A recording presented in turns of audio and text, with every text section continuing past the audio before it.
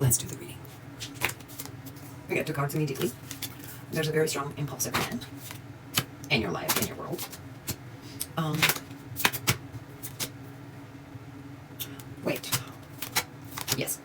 That you're going to win against. So you're fighting against this man, right? Whoever it is.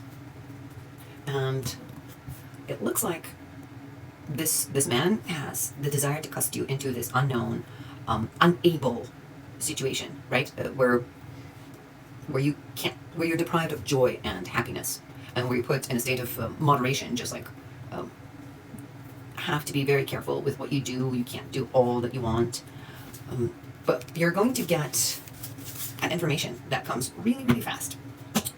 Take another deck. We're going to do fun today. We're going to do lots of decks. The information is written, so it's either an email. No one sends a snail mail anymore, so it's an email. Someone will tell you in this email, right, about their dream that they had. This dream has to do with water, and they wrote this dream down. It had to do with water, and it has to do with the power inside of them that they felt in the dream. So they're going to talk to you about it. They're going to discuss this with you. Because they're perplexed about what kind of power is it that they have, really. Because it felt so strong that they're confused about it. Another deck.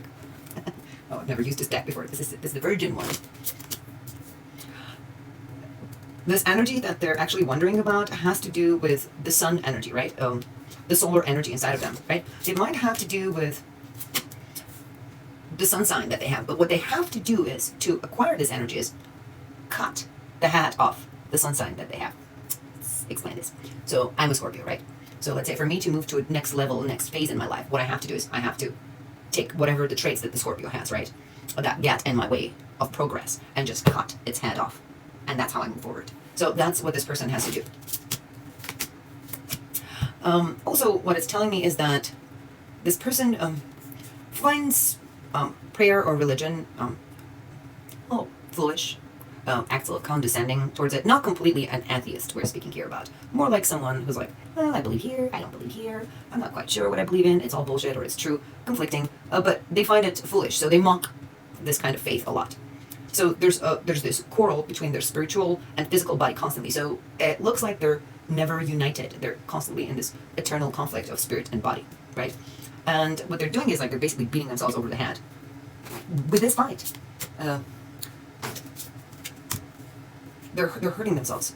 The only way for them to reach the height, right, go up the ladder, to go to a different state in their consciousness, evolve, is to just hit the drums and say, we're going. And we're going in terms of like, we're just going to cook ourselves. We are going to be the metal that we're going to transform into gold. We are the metal. But what they have to do is they basically have to take whatever they are and boil it down to a sauce that makes it a whole different substance and transforms them. So they have to kill themselves as they are and transform themselves. This person, this male that we've talked about, comes across as a count, right? A count. And he is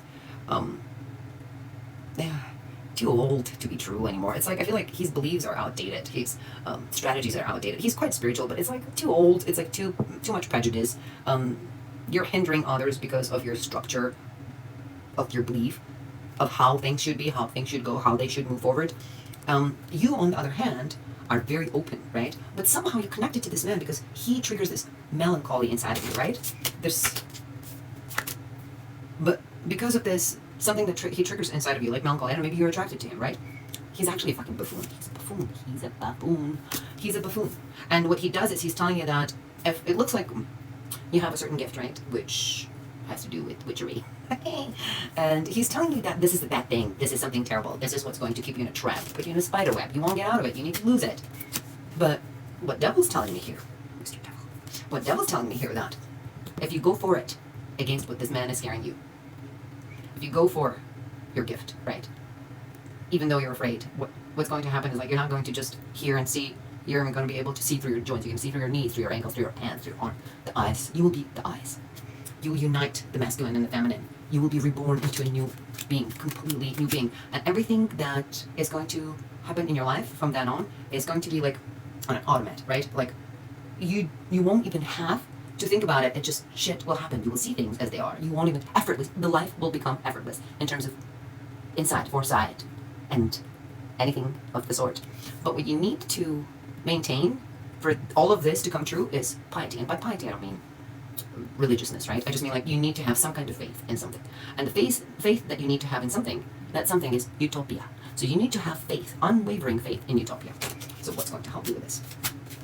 What's going to help you with this is thinking about someone who was a drunkard in your family, right? Someone who liked to drink. Well, maybe like a full-blown alcoholic. For some, maybe, but maybe not for all. Someone who liked to drink, right? Someone who is married to someone in your family, in your tree of life, right?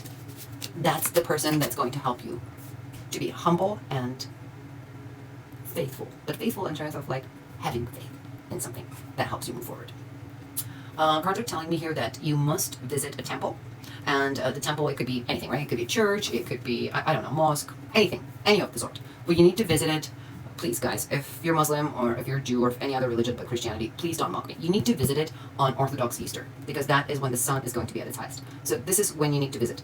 At that day, I don't know, Google it whenever, it's somewhere in May. I don't know myself, right? I've been born and, baptized and raised Orthodox Christian. Not really with that, but it has to do with Easter, Orthodox Easter time. That's the time that you need to go to this sacred place, whatever it is. It doesn't matter.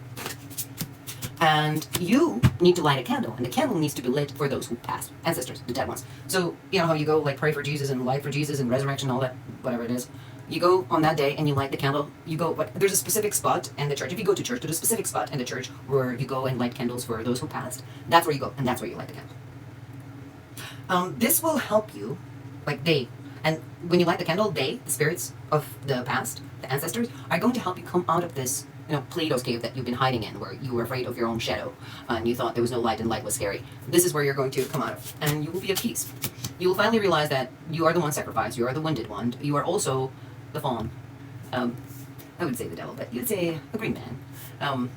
You're the spirit of the nature, you're the sacrificed human, and you're also at the same time the Osiris that's been cut into several pieces. So you will understand that you lived it all in this life. So it's telling me here, what I'm seeing here is that you're not really seeing that in you. You don't see those qualities in you. You don't value them. So after this little ritual that we spoke about, lighting a candle on a certain day, Orthodox Easter, Ishtar, whatever you want to call it, that would be just the right time to activate something. And what's going to activate is the full circle. So you're going to come full circle, right?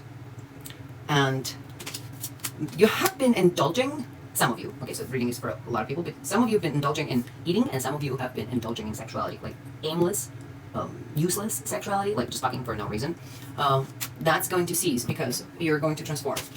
You're going to cut that side of you out. Like, it's just going to happen with just one candlelight, right? It's going to trigger, and cords are going to be cut off, and things are going to be transformed. And you're going to go into a state of being reborn where you're connected to the source, to the universe, and you draw the energy from it. And the universe is going to put you through this state of a little spanking. It's going to spank the little shithead out of you, a little child with tantrum. It's going to beat it out of you, and it's going to put you in the transformation, right? It's going to put you in the situation where there's going to be signs down on your spirit. You're going to be completely reborn, restructured. And what I'm having here is wood, fire, water, right? So earth, fire, and water, three elements.